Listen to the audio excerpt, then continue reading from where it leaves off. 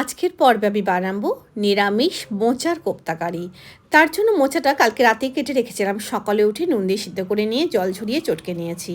তার মধ্যে দিলাম হলো আদা বাটা, হলুদ গুঁড়ো, জিরে গুঁড়ো, লঙ্কা গুঁড়ো, হাফ মালা কোরানো নারকেল, কয়েকটা কিশমিশ, গরম মশলা গুঁড়ো, স্বাদ মতো নুন। আর বাইন্ডিংয়ের জন্য দিলাম বেসন। তবে বেসন কিন্তু খুব বেশি প্রথমে দেবো না, 3 চামচ মতো দিলাম, যদি প্রয়োজন হয় পরে দেবো। খুব ভালো করে এটাকে চটকে মেখে নিতে হবে। বাইন্ডিং বেশি দিলে কিন্তু কোপ্তা শক্ত হয়ে যাবে। এবারে এগুলোকে আমি লম্বা লম্বা আকৃতিতে করে নিলাম। যার যেমন পছন্দ সে তেমন করে নিতে পারে। সর্ষের তেলে এগুলোকে বেশ লাল লাল করে ভাজবো। কোপ্তা সবসময় একটু লাল লাল করে ভাজতে হয়, না হলে গ্রেভি বানানোর সময় কিন্তু গলে যাবে। ভাজা হয়ে গেছে, এবার একটা মশলা বানাবো। তার মধ্যে থেকে আদা বাটা, জিরে গুঁড়ো, লঙ্কা গুঁড়ো, কাশ্মীরি লঙ্কা গুঁড়ো, হলুদ গুঁড়ো, নুন আর স্বাদ মতো চিনি। নিরামিষ রান্না একটু চিনি দিতেই হয়। জল দিয়ে একটা মশলার পেস্ট আমি বানিয়ে নিলাম। কড়াইতে সর্ষের তেলে মধ্যে তেলটা কমিয়ে নিয়েছি। গোটা জিরে, শুকনো লঙ্কা, তেজপাতা, গোটা গরম মশলা ফোড়নে দিলাম।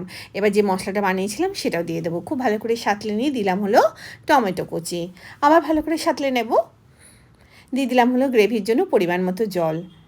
এবার ঝোল ফুটে উঠলে ভেজে রাখা কোপ্তাগুলো দিয়ে দেবো হলো কয়েকটা চেরা কাঁচা লঙ্কা। তবে কিন্তু গ্রেভি থাকতে থাকতে নামিয়ে দিতে হবে, নাহলে কিন্তু কোপ্তা ঝোল সমস্ত টেনে নেবে। নামানোর আগে দিলাম গরম মশলা গুঁড়ো আর ঘি।